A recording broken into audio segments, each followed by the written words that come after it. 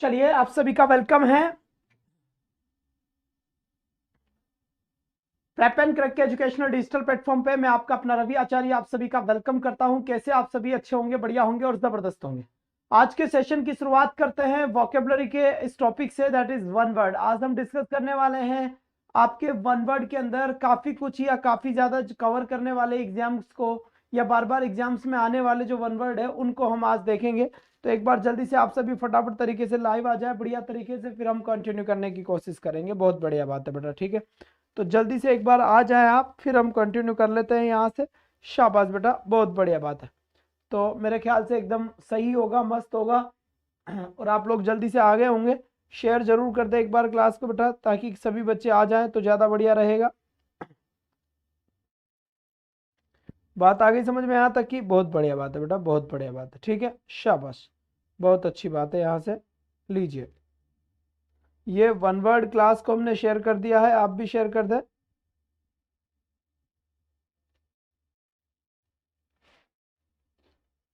चलो जी बेटा, बहुत बढ़िया बात है। यहाँ से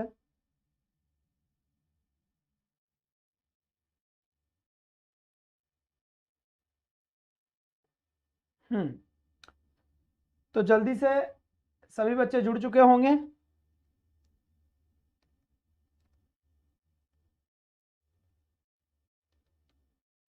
चलिए बेटा, वन वर्ड लाइव क्लास आ जाइए जल्दी से। एक बार सभी जुड़े, फटाफट फटाफट जल्दी से, जल्दी जल्दी जल्दी जल्दी फटाफट आ जाइए। बहुत बढ़िया बात है। यहाँ से अब हम सेशन की शुरुआत कर लेते हैं, आ जाओ। तो देखिए बच्चे, वन वर्ड की अगर हम बात करें तो काफी कुछ है, काफी एग्जाम्स में वन वर्ड नाम का टॉपिक देखने को मिलता है। और बहुत ज्यादा पॉसिबिलिटी है कि गलत जाता है, और बहुत ज्यादा पॉसिबिलिटी है कि हम चाहे तो सही भेज सकते हैं, ऐसा कुछ है। तो यहाँ से हम वन वर्ड को देखते हैं आज यहाँ से। और ये पहला क्वेश्चन आप लोगों के लिए नहीं, थ्योरी वाला टाइप में चलेगा। तो यहाँ से ये टॉपिक अपना रहेगा। और इसका यहाँ पर एक बार जल्दी से आप देख लीजिए इस क्वेश्चन को, तब तक मैं आप लोगों के कमेंट ले लेता हूँ। या फिर आप बच्चे एक बार वीडियो को शेयर जरूर कर देना। बहुत अच्छी बात है। यहाँ से बहुत बढ़िया, शाबाश। लीजिए यहाँ से,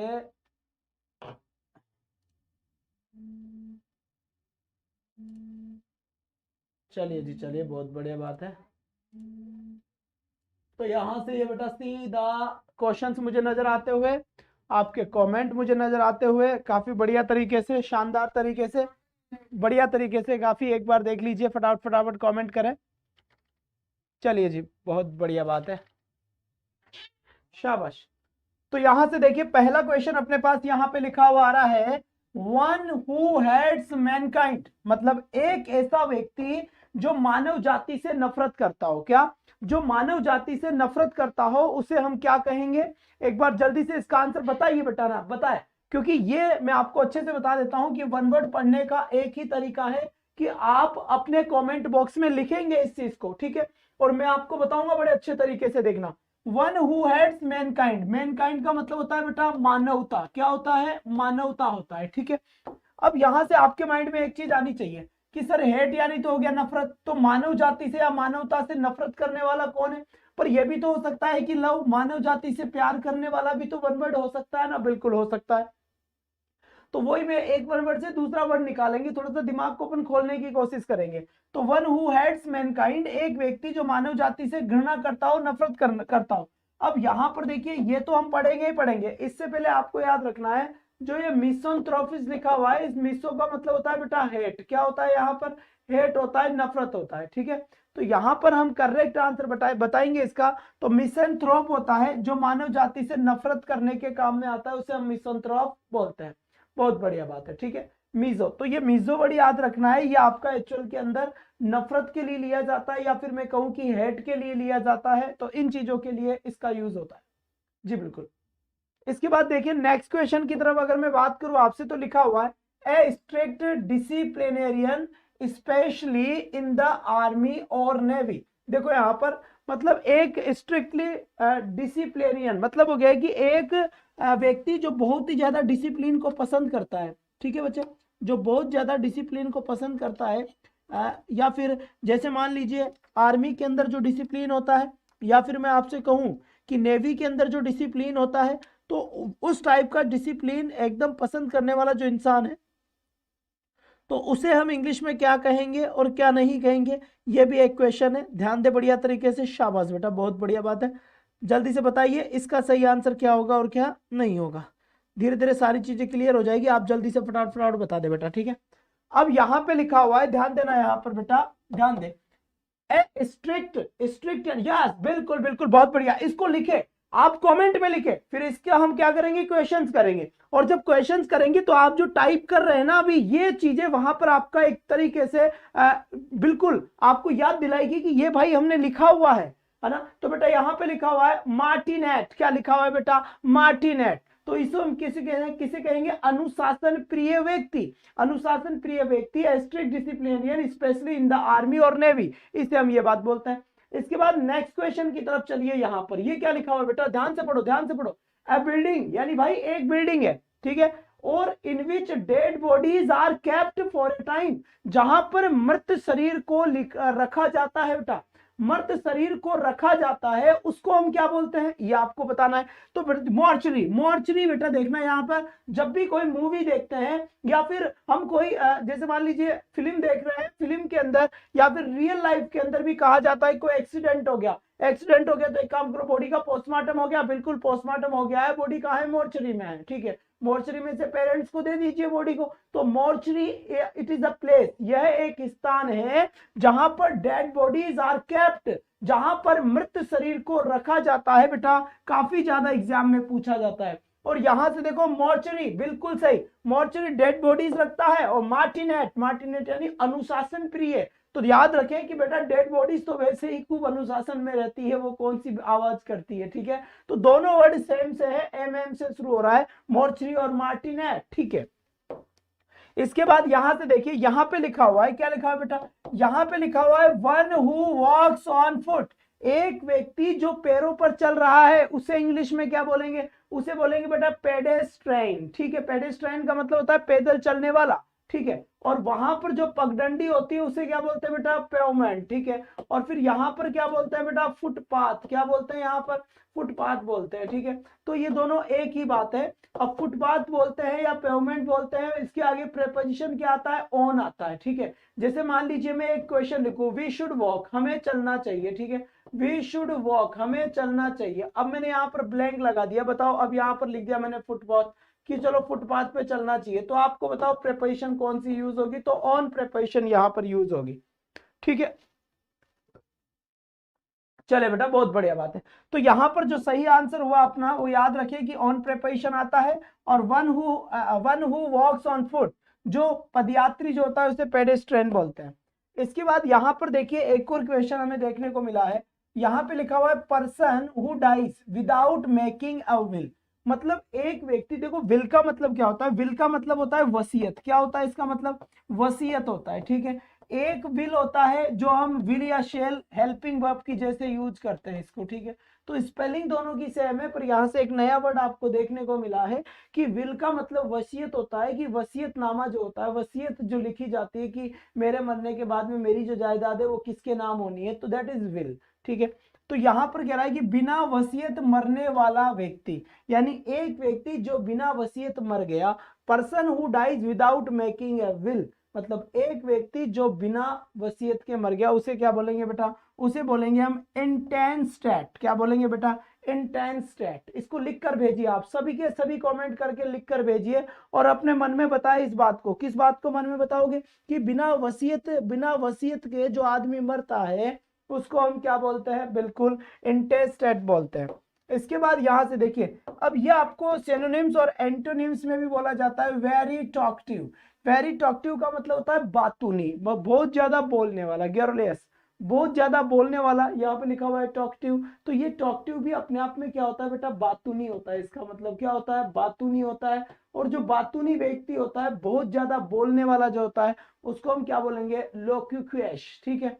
बात समझ में आ गई यहाँ पर, ये इसका सिनोनिम्स भी है एक दूसरे के लिए। अगर आपको सिनोनिम्स भी पूछे तो इसका ये है और इसका ये है, ध्यान रखें। इन दोनों का मतलब भी होता है बहुत ज्यादा बोलने वाला, चपर चपर करने वाला, है ना, जो बहुत ज्यादा बोलता है। क्या लिखा है बेटा, बिल्कुल सही, लोक्वेसियस, बिल्कुल सही बात है। लिखकर भेजे, लिखकर, सभी लिखकर जरूर भेजे बेटा ना, लिखकर जरूर भेजे, इस बात का ध्यान रखें। इसके बाद क्वेश्चन नंबर 7 की तरफ अगर मैं बढ़ूं यहां पर, तो यहां पे बोला जा रहा है बेटा हैविंग वन वाइफ, यानी एक व्यक्ति हैविंग वन वाइफ, इसे एकल विवाह है ना, हैविंग वन वाइफ या वन मैरिज, तो इसको मैं बोलूंगा बेटा मोनोगेमी। क्या बोलेंगे? वन मैरिज अगर यहाँ पे लिखा जाए तो वो ज्यादा बढ़िया रहेगा आपका, वन मैरिज, यानी एक व्यक्ति जिसकी एक शादी हो उसे बोलते हैं मोनोगेमी। और अगर मैं बात करूं यहाँ पर POLYGAMY, गैमी, तो यहां पर क्या हो गया? एक से ज्यादा शादी। इसका मतलब ये हुआ एक समय पर, at a time having one marry, यानी एक शादी, एक समय पर एक ही शादी है तो वो है बेटा मोनोगेमी। और अगर एक ही समय पर, पॉली का मतलब क्या होता है? ज्यादा, या फिर क्या कह सकता हूं मैं? वेरी, यानी एक से ज्यादा शादी है तो पॉलीगेमी होता है। तो गेमी का मतलब मैं कहीं ना कहीं मैरिज से ले सकता हूं। किससे ले सकता हूं? मैरिज से। कहीं पर भी एक चीज और ध्यान रखना है बेटा, यहां पर जो आपको ये वर्ड देखने को मिला है ना पॉली, ये कभी भी आ जाए इसका मतलब वेरी होता है, ज्यादा होता है। और एक वर्ड देखने को मिल जाए आपको मोनो, तो ये मोनो का मतलब क्या होता है? मोनो का मतलब वन होता है ना, एक होता है, या फिर क्या होता है बच्चे? वन होता है। तो कहीं ना कहीं मोनोगेमी, यानी गेमी का मतलब क्या हो गया? शादी। अगर एक शादी की बात चल रही है तो मोनोगेमी, और एक से ज्यादा शादी की बात चल रही है तो पॉलीगेमी। यहां से ये बात आप समझ में, ज्यादा शादी, बिल्कुल सही बात है। बाकी पोली तो कहीं पर भी लग सकता है। अब पोली कहीं पर भी लगे, आप समझ जाओ कि ये ज्यादा की बात कर रहा है, ठीक है बच्चे। और अगर ये एक की बात कर रहा है तो मोनोगेमी, तो बात समझ में आई, मोनोगेमी और पॉलीगेमी करेक्ट आंसर हो गया। इसके बाद यहां से देखिए हैविंग टू वाइफ्स। अब यहां पर देखो स्पेशली टू मैरिज की बात कर लेते हैं हम, टू मैरिजेस, ठीक है, टू मैरिजेस बात कर लेते हैं, है ना। तो यहां पर देखिए, यहां पर देखो बायगेमी। अब देखो बेटा यहां पर, हाँ, अब यहां पर देखो बाई, बाई का मतलब क्या होता है बेटा? दो होता है। और यहां पर फिर देखो गेमी वर्ड लिखा हुआ है, गेमी, ठीक है। तो यहां पर देखो जी, बिल्कुल। अब यहां पर देखो बाई का मतलब क्या होता है? टू होता है। और गेमी का मतलब क्या होता है? वापस मैरिज होता है ना। इसका मतलब क्या होता है? वापस मैरिज होता है। तो दो शादियां, तो फिक्स अगर दो शादी बोल रहा है तो बाई गेमी हो गया। जैसे बाइलिंगुअल, दो भाषा जानने वाला क्या होता है? बाइलिंगुअल होता है। लो ये लिख दिया मैंने बाइलिंगुअल। तो इसका मतलब कहीं ना कहीं यहां पर भी क्या आ गया? बाई लिखा हुआ गया। जब बाई यहां लिखा हुआ गया तो बाई का मतलब क्या होता है? टू होता है। और लिंगुअल का मतलब क्या होता है? लैंग्वेज होता है। तो इसका मतलब दो लैंग्वेज जानने वाला क्या हो गया? बाइलिंगुअल हो गया। और बाईगेमी का मतलब क्या हो गया? जब दो शादियां करता है तो बाईगेमी हो गया, क्योंकि गेमी का मतलब क्या था बेटा? शादी हो गया, पत्नी हो गया। तो कहीं ना कहीं ये किसको रिप्रेजेंट करता है? गेमी शादी को रिप्रेजेंट करता है, आपको अच्छे से याद होगा, मैरिज या गेमी। ये यहां से आपको सही समझ में आ गया होगा। इसके बाद यहां पर देखो having many wifes, many wifes की जगह मैंने फिर कहा आपसे कि यहाँ पर मैरिज कर लीजिए। और यहाँ पर ज्यादा शादियां ना, ज्यादा शादियों की अगर बात करता है तो पॉलीगेमी हो गया। ये अभी अभी मैंने आपको वर्ड बताया था, पता हो तो आपको, कि पॉली का मतलब क्या होता है? मैनी हो जाता है। और गेमी का मतलब क्या होता है बेटा? मैरिज हो जाता है। तो कहीं ना कहीं आपको मैंने बता दिया होगा, कहीं ना कहीं आपको मैंने ये चीज बता दी थी। पॉलीगेमी आपको मैंने पहले बता दिया कि पॉलीगेमी स्पेशली दो ही है तो अलग बात है, दो शादियां ही है तो अलग बात है। दो से भी ज्यादा शादियों की बात चल रही है बेटा, पॉलीगेमी होता है। तो यहां से हमने आपको कई सारे वर्ड बताने की कोशिश करी है बढ़िया तरीके से। आपको एक एक वर्ड समझना है, मुझे कमेंट में वापस वर्ड लिखकर, और घर पे बैठे बैठे मन में नहीं बोलना, थोड़ा तेज बोलो ना। इतना तेज बोलो कि मैं यहाँ पर सुन जाऊं, या फिर इतना तेज बोलो कि आप वहां पर सुन जाओ, है ना। मोनोगेमी, तो गेमी का मतलब आप मैरिज से ऐड कीजिए ना, तो बढ़िया रहेगा, ठीक है। इसके बाद यहां से देखिए बेटा, यहां पर देखना ये क्या बात कर रहा है, ध्यान देना बेटा। यहां पर ये क्या बात बोल रहा है? Having more than one husband. अब बात आ रही बेटा, अब तक बात क्या आ रही थी कि एक से ज्यादा पत्नी रखना, एक पत्नी रखना, एक विवाह करना, एक से ज्यादा विवाह करना। पर अब बात आ रही है having more than one husband, यानी एक से ज्यादा पति। तो बेटा यहां पर देखो पॉली, पॉली का मतलब क्या होता है? पॉली का मतलब अभी अभी बोला था ना मैंने कि मेनी होता है। पॉली का मतलब क्या हो गया? मेनी, ज्यादा। अब ये येंड्री, येंड्री का मतलब क्या होता है? हस्बैंड, है ना। ऐसे मान लीजिए येंड्री का मतलब क्या हो गया? हस्बैंड। तो यहाँ पर पॉलीएंड्री। अब मान लो पॉलीएंड्री ना हो और आपको ये वर्ड मिल जाए मोनोएंड्री, कौन सा वर्ड मिल जाए? मोनोएंड्री मिल जाए, तो इसको तो हम बाद में सीखेंगे, पहले इसको सीख लेते हैं। अब जब यहाँ पर मोनोएंड्री मिल जाए तो मोनो का मतलब क्या होता है? मोनो का मतलब होता है सिंगल, है ना। मोनो का मतलब क्या होता है बेटा? सिंगल होता है यहाँ पर। तो यहाँ पर लिख दिया मैंने सिंगल, या फिर मैंने यहाँ पर क्या कर दिया? इसको वन कर दिया। और येंड्री का मतलब अपने आप में क्या हो गया, हस्बैंड हो गया, है ना। येंड्री याद रखना है, येंड्री यानी हस्बैंड, ठीक है। येंड्री का मतलब क्या हो गया बच्चे, हस्बैंड हो गया। अब यहां पर मोनोएंड्री यानी जिसका एक ही पति हो, है ना, और पॉलीएंड्री एक से ज्यादा पति हो। तो इसका मतलब जब having more than one husband, एक से ज्यादा पति की बात आती है तो उसे पॉलीएंड्री बोलते हैं, ठीक है बच्चे। और अगर मान लीजिए एक ही हस्बैंड है तो उसको हम मोनोएंड्री बोलते हैं। तो कहीं ना कहीं ये आपका बात समझ में आ गया होगा। तो वर्ड आपको याद रखना है मोनो, और वर्ड याद रखना है आपको पॉली, क्योंकि mono denotes single but poly denotes many, ठीक है। बहुत बढ़िया बात है बेटा। इसके बाद यहां से देखिए ये इक्वेशन लिखा हुआ है, heavy sorry living on both land and in water like frog. मतलब यह है बेटा कि हम कहते हैं ना, जैसे जल में रहने वाले को जलचर कहते हैं और थल पे रहने वाले को थलचर कहते हैं, ठीक है। अब ऐसे भी कई सारे जानवर होंगे या फिर ऐसे कई सारे एनिमल होंगे, जानवर होंगे जो जलचर और थलचर दोनों है। जैसे फ्रॉग का मतलब होता है मेंढक, क्या लिखा हुआ है यहाँ पर, मेंढक होता है। अब मेंढक एक ऐसा इंसान है जो आपके जमीन पे भी चलता है, और मेंढक एक ऐसा इंसान है जो पानी में भी रहता है, ठीक है। तो जो पानी में भी रह सके और जो थल पे भी, यानी जल और थल दोनों पे रह सकते, उसे ऐसे ऐसे को क्या बोलते हैं, जो दोनों, तो अभयचारी। तो इसका बोलेंगे बेटा, जी बिल्कुल, एम्फीबियस। क्या लिखा बेटा, एम्फीबियस, यहाँ पे लिख दिया मैंने एम्फीबियस। तो एम्फीबियस का मतलब क्या हो गया, एम्फीबियस का मतलब हो गया जो दोनों, उभयचारी हम कह सकते हैं इसे, उभयचारी हम बोल सकते हैं इसे, न कि अभयचारी। उभयचारी हम बोल सकते हैं एम्फीबियस, बिल्कुल सही बात है। यहाँ से जो दोनों तरफ से चल सकता है, बिल्कुल सही आंसर है। याद रखना है ना, याद रखना है। और याद कैसे रखोगे, एक दो बार बोल लो अपने आप याद हो जाएंगे, ठीक है। बहुत बढ़िया बात है। जब हम क्वेश्चन करवाएंगे तो फिर तो मजा आ जाएगा, बात ही अलग है, फिर सब आपके समझ में आ जाएगी। हाँ बेटा, उभयचारी होता है, हल्की फुल्की टाइपिंग मिस्टेक हो तो आप देख लिया करो यार, कोई बच्चे तो हो नहीं आप, हो सकता है मुझसे होगी हो, समझ में आई ना बात, तो आप देख लिया करो। मेन चीज देखा करो, अपना कोई इंग्लिश में गलती हो तो वो अलग बात है, वो देख लिया करो।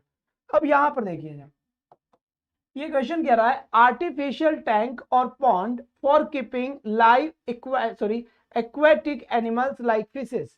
मतलब ये होता है कि एक आर्टिफिशियल, देखो एक आर्टिफिशियल का मतलब क्या होता है, जो हम बनाते हैं। तो आर्टिफिशियल कोई तालाब बनाया जाता है या फिर आर्टिफिशियल टैंक बनाया जाता है, ठीक है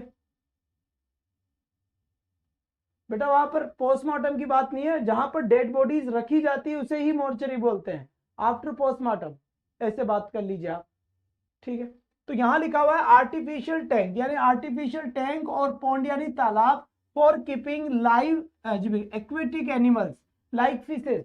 जैसे मछलियों को रखा जाता है, आपने देखा होगा एक कांच का बना रहता है जिसमें पानी होता है, रंग बिरंगी कलरफुल कई सारी फिशेस होती है, वो वहां पर होती है।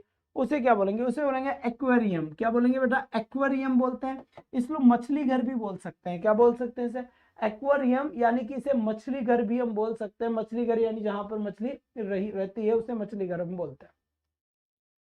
इसके बाद यहां से देखिए नेक्स्ट क्वेश्चन की तरफ अगर मैं बढ़ना चाहूं, तो ये वर्ड कह रहा है बेटा, person who uses too many words. अब देखो बेटा, मतलब एक ऐसा व्यक्ति होता है जिसके पास शब्दकोश होता है। शब्दकोश समझ रहे हो क्या, एक ही वर्ड के काफी ज्यादा वर्ड होते हैं उसके पास, है ना। अरे बेटा जगदीश जी मुझे डिस्टर्ब ना किया करे, ठीक है।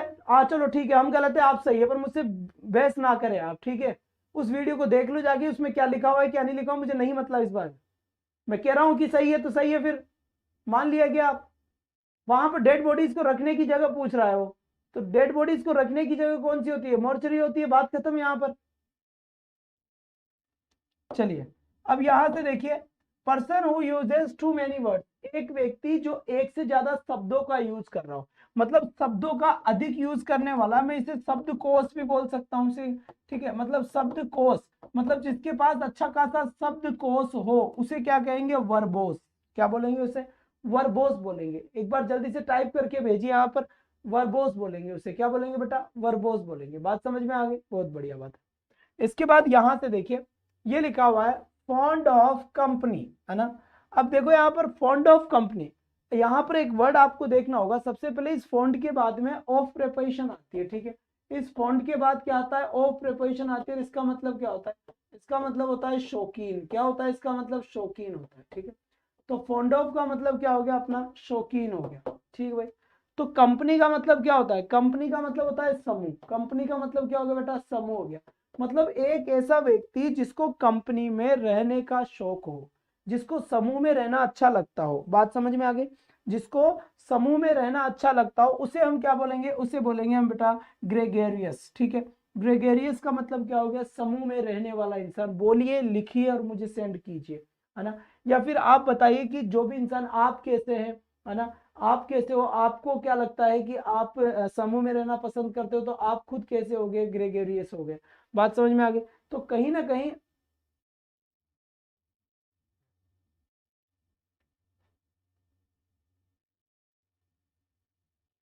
लो पूछो भाई। रुको भाई रुको, तीसरी पे आ जाओ पहले। पूछिए सर, पूछिए। अब किसको क्या पूछना था इस वाले क्वेश्चन में? पूछो जल्दी से।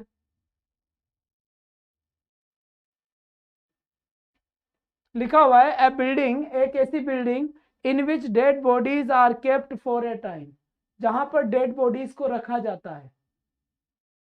और इसको मोर्चरी बोलते हैं, जिसे शवगार बोलते हैं। शवगृह भी इसे बोलते हैं। हाँ, शवगृह इसे ही बोलते हैं। शवगार या शवगृह एक ही बात है। हाँ बोलिए बोलिए। नहीं होगा इसमें। यहाँ पोस्टमार्टम की बात नहीं चल रही है, यहाँ पर केवल और केवल डेड बॉडीज को रखने की जगह मुर्दाघर की बात चल रही है। शुक्रिया। चलो साहब, तो बात समझ में आ गई। तो इसके बाद अब बात करते हैं यहाँ पर। यहाँ पर देखो एक और ये चीज है ना। ये लिखा हुआ है फॉन्ड ऑफ ईटिंग।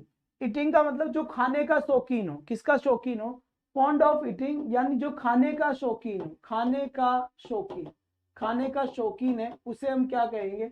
भोजन पट या पेटू जो बोलते हैं, गवर्नमेंट उसे बोलेंगे गवर्नमेंट। ठीक है। जो पेटू होता है, पेटू इसे हमें हिंदी में बोल सकते हैं। जो खाने का शौकीन हो, जो ज्यादा खाता है, या फिर इस टाइप से जो होता है, उसको हम ये बात बोलेंगे। आई बात समझ में भाई? यहाँ तक की बहुत बढ़िया बात है। तो यहाँ पर करेक्ट आंसर क्या हो गया अपना? गवर्नमेंट हो गया। इसके क्वेश्चन कराऊंगा, ध्यान रखना। और जब मैं इसके क्वेश्चन कराऊं तब ये आपको याद होने चाहिए, इससे रिलेटेड क्वेश्चन होंगे। तो आप अच्छे तरीके से इनको मुझे लिखे। पेटू कोई भी समस्या है तो मुझसे पूछ ले, डिस्कस करते हुए याद करते चले, बढ़िया रहेगा। बिल्कुल बेटा। यहाँ पे लिखा हुआ है, एक और ध्यान दीजिए। अब देखो, फ्लैश ईटिंग एनिमल, यहाँ पर क्या होता है? फ्लैश ईटिंग एनिमल, है ना। मतलब ये है कि मांस खाने वाला होता है। यहाँ पर मांसाहारी हम इसे कह सकते हैं। तो देखो बेटा, यहाँ पर दो चीज है। सबसे पहली चीज क्या है? देखो यहाँ पर जैसे ये वर्ड लिखा मैंने, कार्निवोरस। ठीक है, ये वर्ड मैंने लिख दिया। अब आपको देखो यहाँ पर जो वोरस वर्ड लिखा हुआ है ना, वोरस, अगर आपने मेरे वोकेब के पुराने वीडियो देखे हुए होंगे तो मैंने बताया था वोरस का मतलब होता है ईटर, और ईटर का मतलब होता है खाने वाला। क्या होता है? खाने वाला, है ना। तो वोरस का मतलब क्या हो गया? खाने वाला। जी हाँ। और कार्निवोरस तो मांस खाते हैं, तो मांस को क्या है? दांतों से काट काट कर खाते हैं, इसलिए कार्नी। किसको खाते हैं? जब मांस को खाते हैं। कैसे खाते हैं? काट काट के।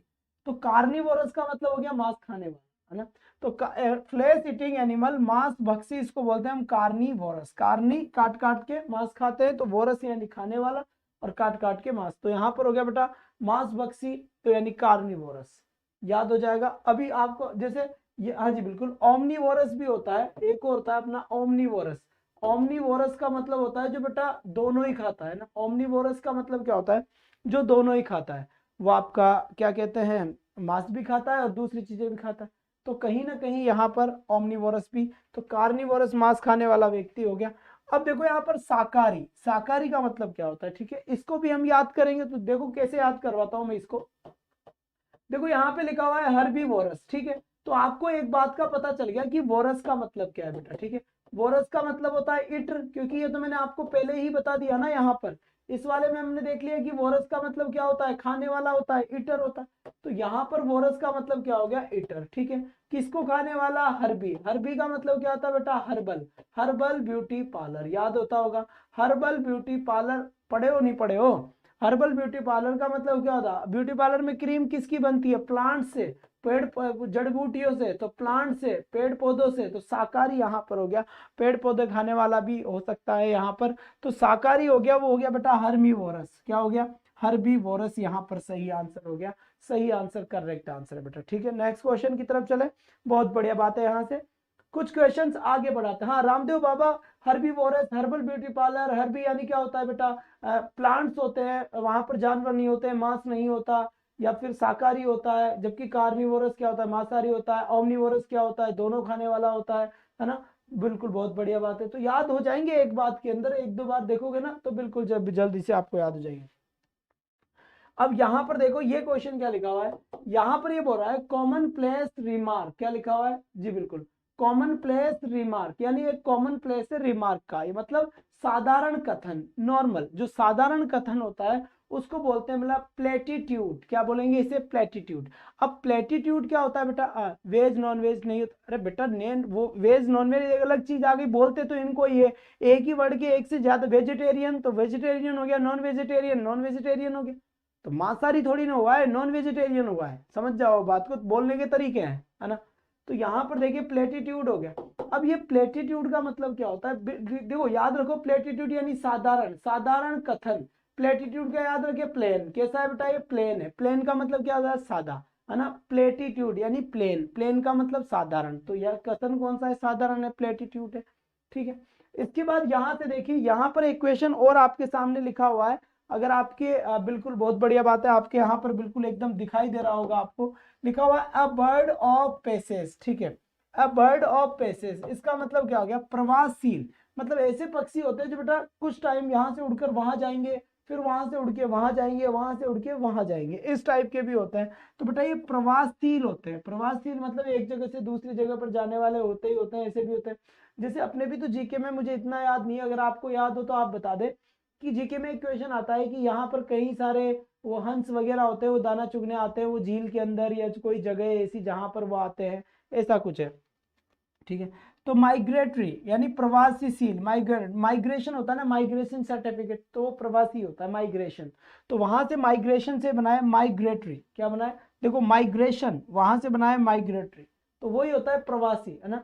जो यहाँ से कुर्जा, हाँ ऐसा कुछ है बेटा, मैं भूल गया बहुत, सर कुर्जा आती है, हाँ वो ये जो आती, तो वैसे ही बर्ड ऑफ पैसेज एक पक्षी होता है जो वहां पर जाता है और एक स्पेसिफिक टाइम पे ही जाता है, और उसके बाद वहां पर हंस मोती चुगने आते हैं, ऐसा कुछ है, कुर्जा पक्षी होता होगा शायद, वही है। तो यहाँ पर हम इसे बोलेंगे बेटा, बहुत बढ़िया बात है। इसके बाद यहाँ से देखिए an office for which no salary is paid. देखो यहाँ पर एन ऑफिस यानी एक ऐसा ऑफिस है जहां पर आप अपनी इच्छा से काम करने जाओ, नो सैलरी इज पेड, लेकिन उसकी कोई सैलरी नहीं मिलेगी। अब आपको ना काम करो वहां पर आपको सैलरी नहीं मिलेगी। वो होता है बेटा अवेतनिक। क्या होता है? अवेतनिक होता है। और अवेतनिक का मतलब क्या होता है? जहां से आपको कोई वेतन नहीं मिल रहा हो। क्या? जहां से आपको कोई वेतन नहीं मिल रहा हो उसे कहते हैं अवेतनिक। क्या कहेंगे बेटा? उसे अवेतनिक कहेंगे। बात समझ में आ गई होगी मेरे ख्याल से। तो यहाँ पर इसे हम कहेंगे ऑनोरेरी। कौन सी रेरी बेटा? ऑनोरेरी। ऑनोरेरी का मतलब क्या होता है? सब्जी लेरी। अब सब्जी वाली पहले से आगे से हमें बोल रही है सब्जी लेरी, ऑनोरेरी, तो आगे से बोल रही है तो पैसे का ही बात के देंगे। तो ऑनोरेरी का मतलब हो गया बेटा कौन सा हो गया? अवेतनिक। बात समझ में आ गई? ठीक है, तो ऑनोरेरी मतलब क्या हो गया? अवेतनिक। तो एक ऐसा ऑफिस जहां पर नो सैलरी, सैलरी नहीं है, स्पेड सैलरी नहीं दी जाती, उसको बोलते हैं अवेतनिक। फिर यहां पर देखो an office with salary but without work, मतलब क्या होता है बेटा? ये क्या कह रहा है, ध्यान से सुनो। एन ऑफिस विद सैलरी मतलब बहुत अच्छी सैलरी है वहां पर, बट विदाउट वर्क, और काम है ही नहीं। मतलब सैलरी तो बढ़िया है लेकिन काम नहीं है। तो यहां पर देखो बिना काम किए सवेतनिक पद, मतलब काम नहीं करना फिर भी आपको क्या होता है बेटा? सैलरी मिलती है। जैसे मेरे ख्याल से, इतना मुझे पता नहीं है, पर जैसे महेंद्र सिंह धोनी भी शायद पार्लियामेंट के कुछ बने हुए हैं, या किसी को भी नॉमिनेट कर दिया जाता है बना दे, सचिन तेंदुलकर भी कुछ बने हुए हैं, तो वहां पर वो काम दाम कुछ तो करते हैं नहीं है, लेकिन उनको उसकी पद की सैलरी जरूर मिलती है। तो उसको हम क्या बोलेंगे बेटा? सिनेक्योर। क्या बोलेंगे? सिनेक्योर। सिनेक्योर में क्या होता है? सैलरी आपको मिलेगी, काम आपको नहीं करना पड़ेगा। सैलरी आपको मिलेगी, काम आपको नहीं करना पड़ेगा, और यहाँ आपको सैलरी मिलती नहीं है। तो जब सैलरी नहीं मिलती वो होता है अवेतनिक, यानी ऑनरेरी हो गया। और यहाँ पर आपको काम नहीं करना पड़ता पर आपको सैलरी मिलेगी, तो आपका सिनेक्योर हो गया। क्या हो गया बेटा? यहाँ पर सिनेक्योर हो गया। बात समझ में आ गई यहाँ तक की? बहुत बढ़िया बात है। इसके बाद इसे शांति से पढ़ के बताए, a person who can neither read और, बिल्कुल इसे बताए। चलिए ये क्या कह रहा है, ध्यान से देखना। अ पर्सन एक व्यक्ति, who can neither read, who can neither read, और यहाँ पे लिख दो नॉर राइट। एक व्यक्ति जो न तो पढ़ सकता है और न ही लिख सकता है। बात समझ में आ गई? एक व्यक्ति जो न तो लिख सकता है तो उसे क्या बोलेंगे? इलिटरेट बोलेंगे। क्या बोलेंगे उसे? इलिटरेट बोलेंगे। और दूसरी बात, एक चीज और ध्यान रखना है ना, एक चीज और ध्यान रखना है यहाँ पर, एक चीज की, यहाँ पर आपको ये भी पूछ सकता है इलिटरेट, LITERATE। इस इलिटरेट के अंदर बेटा यहाँ पर देखो लिटरेट, LITERAT। लिटरेट के अंदर बेटा ये इल आपका प्रीफिक्स लगा हुआ है। क्या लगा हुआ है? प्रीफिक्स, है ना, उपसर्ग लगा हुआ है। लिटरेट आपका रूट वर्ड है ना, रूट वर्ड है। लिटरेट का मतलब क्या होता है? लिटरेट का मतलब होता है पढ़ा लिखा। लिटरेट का मतलब होता है जिसके पास नॉलेज होता है, पढ़ा लिखा है, तो साक्षर है, उसे हम लिटरेट कहेंगे। लेकिन लिटरेट से पहले ये वर्ड लगाऊंगा मैं इल, और मेरा वर्ड बन जाएगा इलिटरेट। और इलिटरेट का मतलब हो गया निरक्षर। इसका मतलब एक बात ये भी समझ में आ गया कि लिटरेट और इलिटरेट एक दूसरे के अपोजिट है। क्या है बच्चा? एक दूसरे के अपोजिट है। तो यहाँ पर इलिटरेट हम कहेंगे किसे? A person who can neither read nor right. एक व्यक्ति जो न तो लिख सकता है न पढ़ सकता है, वो चीज इलिटरेट में आ गई। फिर यहाँ पर देखिए, यहाँ पर क्या लिखा हुआ है, ये क्वेश्चन लिखा हुआ है, a plan which can not B put into practice. ठीक है, अ प्लान यानी एक ऐसा प्लान है जो बहुत अच्छा प्लान है, प्लान बना लिया गया है, बढ़िया प्लान बना लिया गया है, विच can not B put into practice, लेकिन उस प्लान को यूज नहीं किया गया।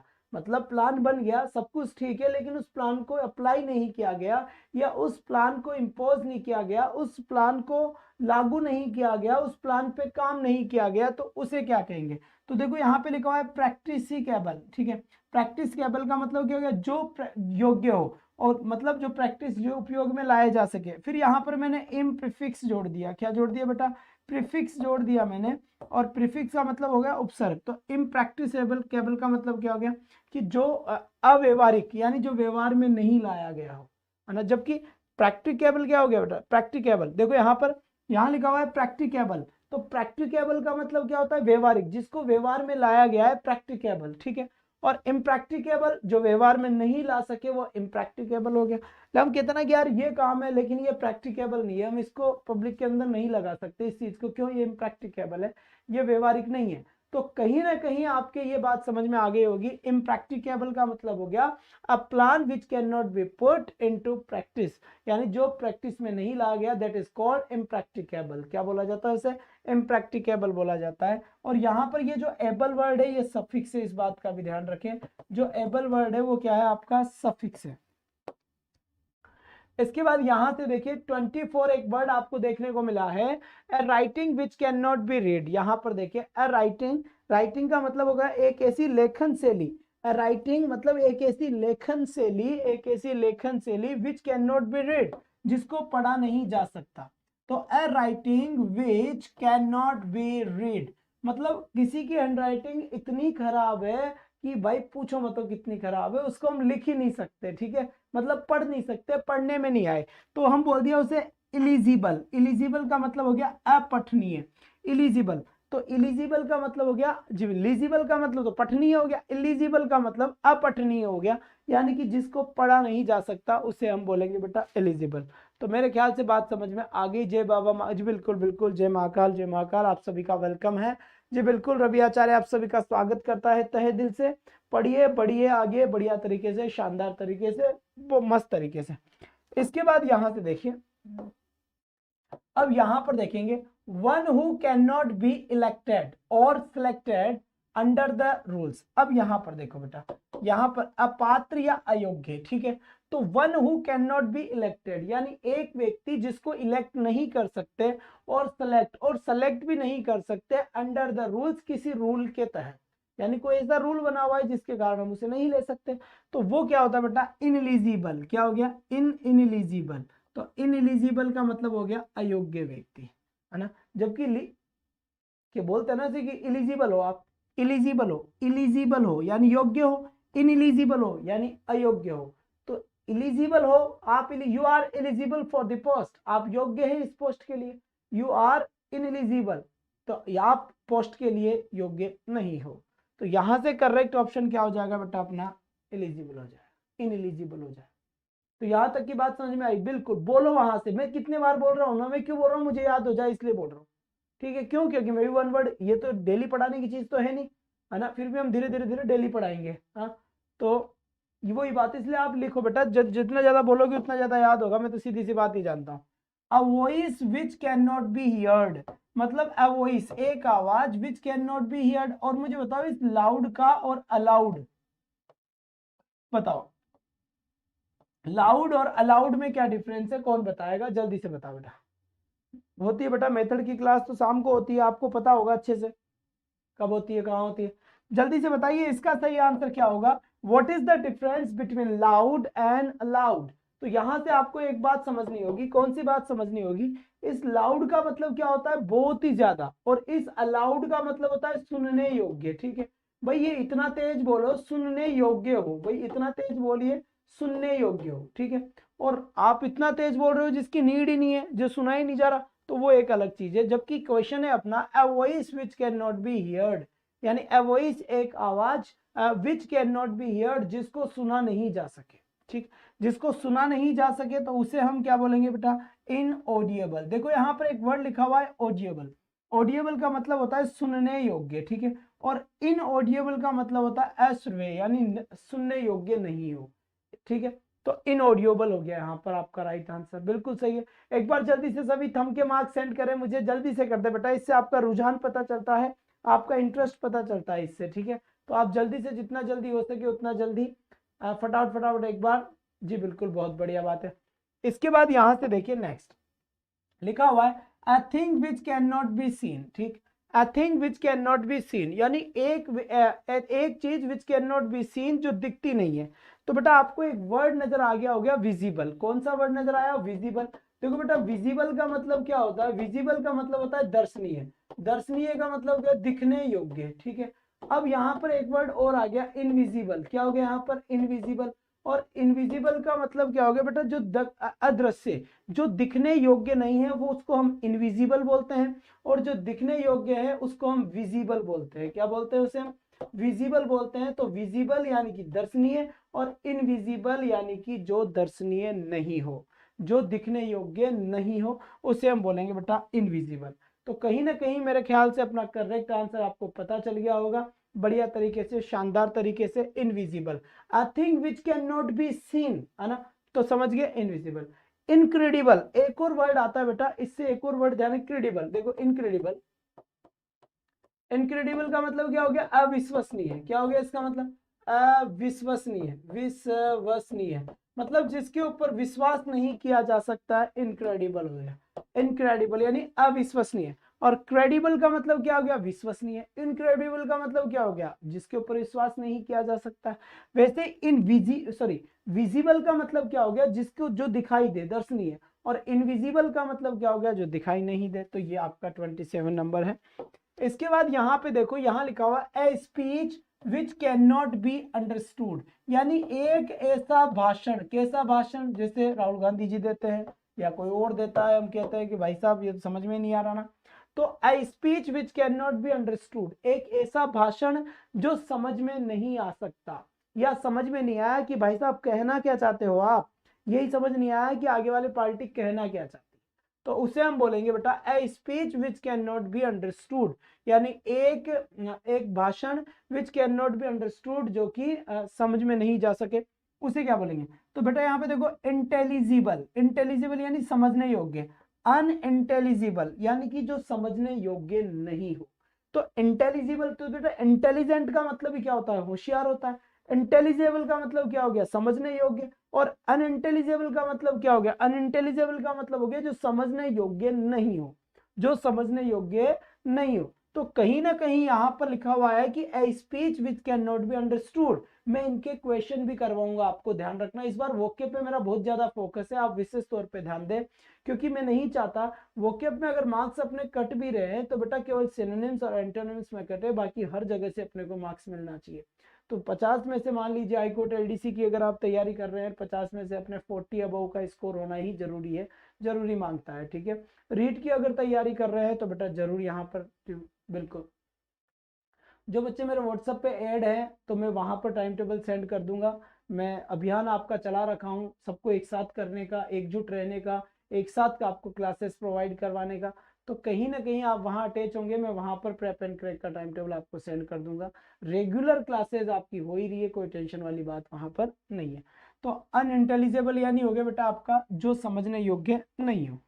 इसके बाद यहां पर देखिए एक स्टेटमेंट लिखा हुआ है, इनकेपेबल ऑफ बीइंग क्योर्ड। मतलब क्योर का मतलब क्या होता है, जिसको क्योर किया जा सकता है, जिसको सुधारा जा सकता है, ठीक है। लेकिन यहां पर क्या है, इनकेपेबल ऑफ बीइंग क्योर्ड, यानी जिसको क्योर किया ही नहीं जा सकता, जो नाइलाज बीमारी है, जिसको क्योर नहीं किया जा सकता, उसे क्या बोलेंगे। तो देखो क्योरेबल, तो बेटा ये एबल का मतलब योग्य होता है ना, एबल का मतलब क्या होता है, योग्य होता है एक तरीके से, ठीक है। तो क्योरेबल का मतलब क्या हो गया, जिसका इलाज किया जा सकता है, जिसको क्योर किया जा सकता है। फिर मैंने इसके आगे इन लगा दिया, अब मेरे पास वर्ड बन गया इनक्योरेबल। देखो एक वर्ड रटना नहीं है, उस वर्ड से बनने वाले जो वर्ड है वो भी रटना है, कौन सा उसके अंदर प्रीफिक्स है, कौन सा इसके अंदर सफिक्स है, क्योंकि हम ऐसे पढ़ेंगे तो चीजें हमें ज्यादा लंबे टाइम तक याद रहेगी। ये तो जैसे अभी तो आपको कॉन्फिडेंस मिलेगा कि हाँ हमें याद है, जब मैं दूसरी बार पढ़ाऊंगा तब पता चलेगा कि हाँ भाई हमको याद है। तो यहाँ पर देखिए इनक्योरेबल का मतलब हो गया नाइलाज, जिसका जिसका क्योर पॉसिबल नहीं है, ठीक है बेटा। इसके बाद यहाँ पर देखिए 30 नंबर यहाँ पर मेरे पास आता है।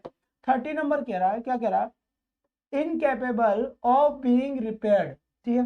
देखो रिपेयर का मतलब क्या होता है, रिपेयर का मतलब होता है किसी भी चीज को रिपेयर करना, यानी कि सुधारना। अब ये क्या कह रहा है, इनकेपेबल ऑफ बीइंग रिपेयर, यानी जिसको सुधारा नहीं जा सकता, जिसको सुधारा नहीं जा सकता, जिसे सुधारा नहीं जा सके, रिपेयर ही नहीं हो रही कोई चीज। हमारा मोबाइल खराब हो गया, हम दुकान वाले के पास गए, भैया इसको रिपेयर कर दो, भाई ये रिपेयर नहीं होगा, क्या ये रिपेयर नहीं होगा, तो इसका मतलब ये सुधारा नहीं जा सकता। क्यों, क्योंकि अब ये इस हद तक खराब हो गया कि इसका मर्ज पॉसिबल नहीं है, इसका रिपेयरेबल नहीं है। तो बेटा यहां पर देखो अगर ये रिपेयर किया जा सकता है तो यहां से ये बनता रिपेयरेबल। क्या बनता, रिपेयरेबल। रिपेयरेबल का मतलब क्या होता है, जो रिपेयर करने के योग्य हो, दैट इज कॉल्ड रिपेयरेबल। लेकिन यहां लिखा हुआ है इररिपेयरेबल, यानी जो रिपेयरेबल नहीं हो, जिसको रिपेयर नहीं किया जा सकता, उसे बोलूंगा मैं इररिपेयरेबल, यानी जिसे सुधारा न जा सकता। तो 30 यहां पर हो चुके हैं इररिपेयरेबल को लेकर। एक बार जल्दी से आप सभी थंब के निशान सेंड जरूर कर दे बेटा, बढ़िया तरीके से, शानदार तरीके से, बहुत बढ़िया बात है, जल्दी से, ताकि मैं समझ जाऊं कि आप बिल्कुल तैयार है, बढ़िया तरीके से, शानदार तरीके से तैयार है बेटा, ठीक है। बहुत बढ़िया, वाह भाई वाह, शाबाश बेटा, मजा आ गया, कतई जहर, वाह भाई वाह, शाबाश बेटा शाबाश, है ना। जल्दी आप लोगों के लिए अच्छी अच्छी क्लासेस और लेके आऊंगा। आप सब मेरे ग्रुप में ऐड होंगे, जहां तक है, नहीं है तो हो जाए बेटा, ठीक है। फिर यहाँ पे लिखा हुआ है, ध्यान देना, यहाँ लिखा हुआ है इनकेपेबल ऑफ बीइंग कंक्यूर्ड। बेटा कंक्यूर्ड का मतलब क्या होता है, कंक्यूर्ड का मतलब होता है जीतना, क्या होता है इसका मतलब, जीतना, ठीक है। अब ये कह रहा है इनकेपेबल ऑफ बीइंग कंक्यूर्ड, यानी जिसको जीता नहीं जा सके, जिसको जीता नहीं जा सकते, तो अब विजेता अजय, जिसको हराया नहीं जा सकता अजय, तो जिसको भी हम हरा नहीं सकते तो उसे हम क्या कहेंगे, ये बात कहने की कोशिश हो रही है यहां पर। तो इनकेपेबल ऑफ बीइंग कंक्यूर्ड मतलब जिसको हम जीत नहीं सकते, जिसको हम हरा नहीं सकते, उसे क्या कहेंगे, अजय कहेंगे। अब यहां देखो विंसिबल, विंसिबल को मतलब होता है जीतने योग्य, जिसको जीता जा सकता है वो होता है विंसिबल, ठीक है ना। कई कोई अपने बच्चियों का नाम याद रख लेता है बेटा, विंसी, क्या याद रखता है, विंसी, कितना प्यारा नाम है, ठीक है, विंसी। और यहां पे लिखा हुआ विंसी, विंसिबल, यानी कि जिसको जीता जा सकता है, इनविंसिबल, यानी जिसको जीता नहीं जा सका, उसे कहते हैं बेटा इनकेपेबल ऑफ बीइंग कंक्यूर्ड, यानी इनविंसिबल, जिसको जीता नहीं जा सकता। बात समझ में आई कि नहीं आई, आई कि नहीं आई, आई ना बात समझ, बहुत बढ़िया बेटा, शाबाश, मजा आ गया, बहुत अच्छी बात है। इसके बाद यहां से देखिए इसका करेक्ट आंसर बताए, यहां से बढ़िया तरीके से, शानदार तरीके से बेटा। ये क्वेश्चन क्या कह रहा है, ये कह रहा है इनकेपेबल ऑफ बीइंग करेक्टेड। अब यहां पर देखो करेक्ट का मतलब क्या होता है, ये काफी बार एग्जाम में आया हुआ बेटा, मैंने इसको 4 से 5 बार मैंने इसको देखा है फ्रीक्वेंटली एग्जाम में आते हुए। ध्यान देना यहाँ पर, ये लिखा हुआ है इन, देखो करेक्टेड का मतलब क्या हो गया, करेक्ट करना, किसी को भी सुधारना, जिसके अंदर करेक्शन किया जा सकता है। ये कहता है इनकेपेबल ऑफ बीइंग करेक्टेड, यानी जिसके अंदर करेक्शन नहीं किया जा सकता। क्या बात बोल रहा है ये, जिसके अंदर करेक्शन नहीं किया जा सकता, तो उसे हम क्या बोलेंगे, इनकॉरिजिबल। क्या बोलेंगे इसे हम, इनकॉरिजिबल बोलेंगे। क्यों, क्योंकि इनकॉरिजिबल का मतलब होता है जिसको हम क्या नहीं कर सकते, जिसको हम करेक्ट नहीं कर सकते, जिसमें हम कोई सुधार नहीं कर सकते, उसे हम बोलेंगे इनकॉरिजिबल। क्या बोलेंगे बच्चे इसको हम, इनकॉरिजिबल इसको हम बोलेंगे। बात समझ में आ गई होगी मेरे ख्याल से, यहाँ तक कोई समस्या नहीं होगी, बहुत बढ़िया बात है, इनकॉरिजिबल ये हो गया। इसके बाद यहां से देखिए, यहां लिखा हुआ है अवॉइड। अवॉइड का मतलब होता है बिल्कुल अवॉइड कर देना, बिल्कुल दूर कर देना, अवॉइड कर देना, बेकार कर देना, छोड़ देना, जिसको इग्नोर कर देना, वो होता है अवॉइड। अब ये होता है कि इनकेपेबल ऑफ बीइंग अवॉइडेड, जिसको आप अवॉइड नहीं कर सकते, अटल, जिसको आप इग्नोर नहीं कर सकते, है ना। पिक मस्त लगी, थैंक यू सो मच। चलो जी बेटा, बहुत बढ़िया बात है। जिसको आप क्या नहीं कर सकते बेटा, जिसको आप अवॉइड नहीं कर सकते, अटल है, जिसको आप इग्नोर नहीं कर सकते, उसे हम क्या बोलेंगे, उसे हम बोलेंगे बेटा अनऑडिएबल। क्या बोलेंगे इसे हम, अनऑडिएबल, है ना, अनअवॉइडेबल, ऑडिएबल नहीं बेटा, अवॉइडेबल। अवॉइड, अवॉइड का मतलब होता है बेकार, अवॉइड का मतलब होता है इग्नोर करना। ये कह रहा है कि अनअवॉइडेबल, यानी जिसको हम अवॉइड नहीं कर सकते, वो हम यहां पर बोलेंगे अनऑडिएबल। बिल्कुल अटल, एकदम अनिवार्य, एकदम सही बात है। इसके बाद आ जाइए जल्दी से, यहां पर क्या कह रहा है ये बात बोल रहा है इनकेपेबल ऑफ बीइंग बिलीव्ड। देखो बिलीव्ड का मतलब क्या होता है, बिलीव, बिलीव का मतलब होता है विश्वसनीय, जिसके ऊपर हम भरोसा कर सकते हैं, वो होता है बिलीव। तुमने मेरा बिलीव तोड़ा है, यानी तूने मेरा ट्रस्ट तोड़ा है।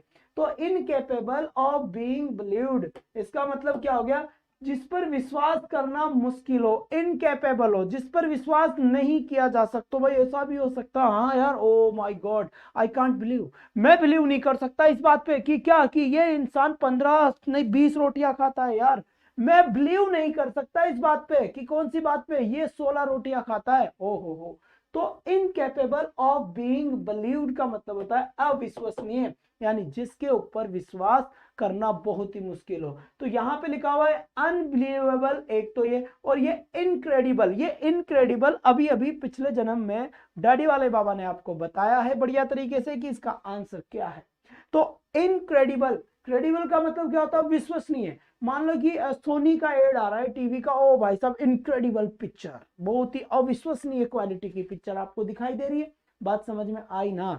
तो अनबिलीवेबल, बात समझ में आई नहीं आई, छोटी छोटी बातें और सिलेक्शन लाइव क्लास से जुड़े खोल के रख देंगे, स्लाइड वालों से सावधान। बहुत बढ़िया, तो ये हो गया बेटा अनबिलीवेबल।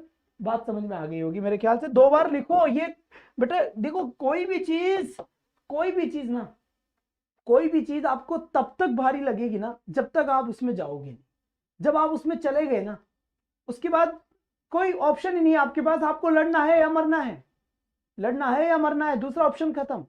सर्दियों के अंदर हमें कितनी भी सर्दी लगे, पर अगर किसी ने आपसे बिना पूछे, अगर मान लो ठंडे पानी का चरा डाल दिया सिर पे, तो आप क्या कर लोगे, कुछ नहीं, आपको पता है कि डल चुका है, अब तो मुझे स्ट्रेंथ लानी है कि यस यस यस कुछ नहीं हुआ, कुछ नहीं हुआ, अपने आप को संभालना है, क्योंकि सर्दी तो लगेगी लगेगी, लेकिन वो डल चुका। अगर वो कहो डालू पानी, नहीं, ओ भाई डालू पानी, नहीं, अरे तो नहीं यार रुक जा, मत डाल मत डाल। अरे तुमसे कहे नहीं और कोई डाल दे तो मरोगे तो नहीं ना, क्योंकि आपके पास ऑप्शन नहीं है, डल चुका पानी आपके ऊपर।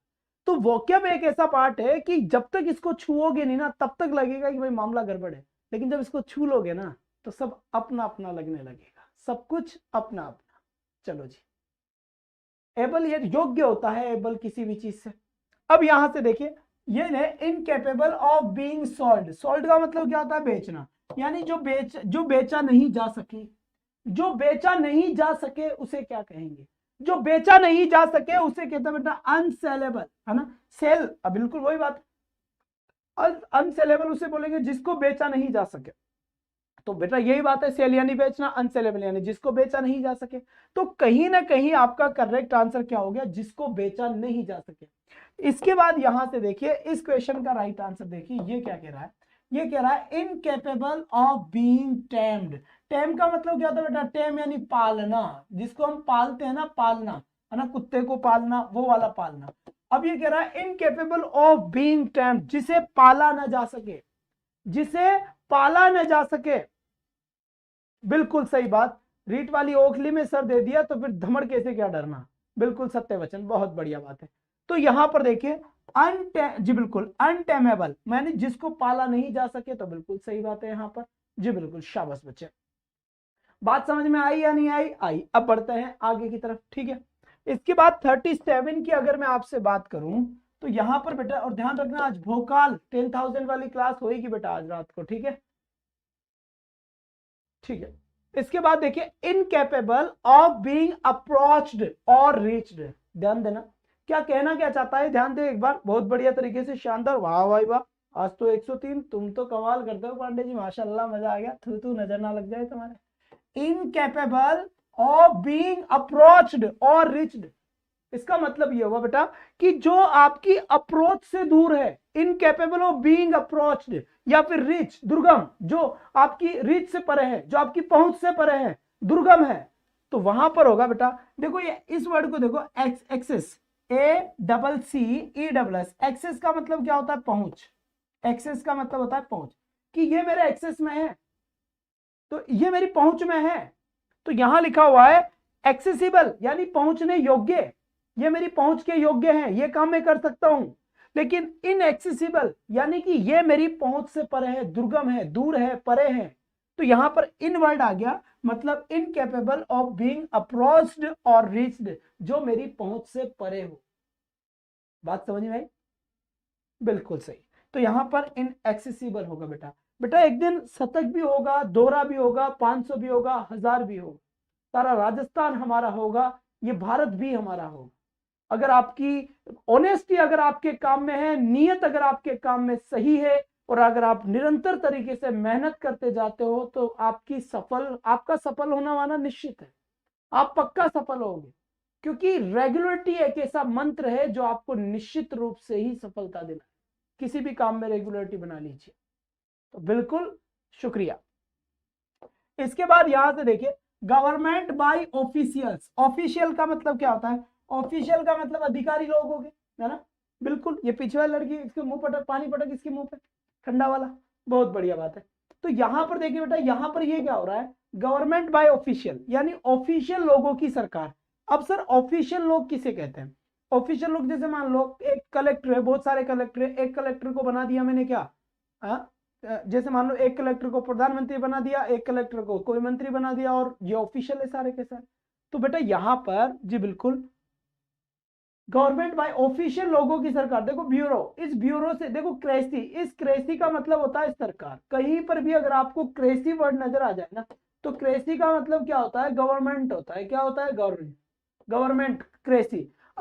अब यहां पर देखो कि क्रेसी का मतलब तो गवर्नमेंट है, और ये ब्यूरो है ना, है ना। अब यहां पर देखो bureau, bureau IB, intelligence bureau. अब इंटेलिजेंस ब्यूरो में कौन बैठता है? ऑफिसर बैठता है। तो ऑफिशियल लोगों की सरकार किसे कहते हैं बेटा? ऑफिशियल लोगों की सरकार कहते हैं हम किसको? ब्यूरोक्रेसी को। तो याद रखें, याद रखें, ब्यूरोक्रेसी यानी ऑफिशियल लोगों की सरकार। बात समझ में आई कि नहीं आई? बहुत बढ़िया बात है, नौकरशाही, वाह भाई वाह।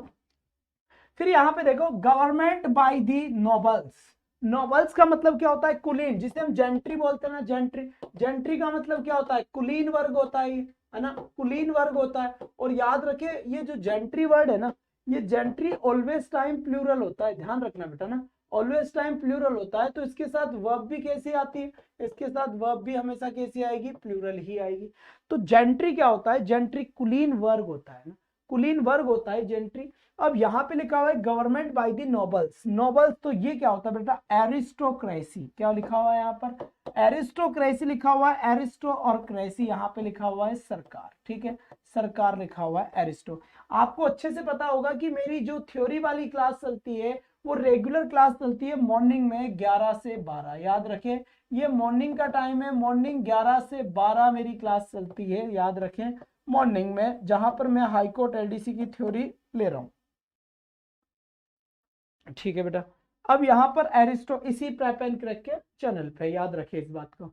ठीक है। इसके बाद एरिस्टोक्रेसी यानी कुलीन तंत्री, यानी कुलीन जंट्री लोग, एरिस्टोक्रेसी। सही आगे बात समझ।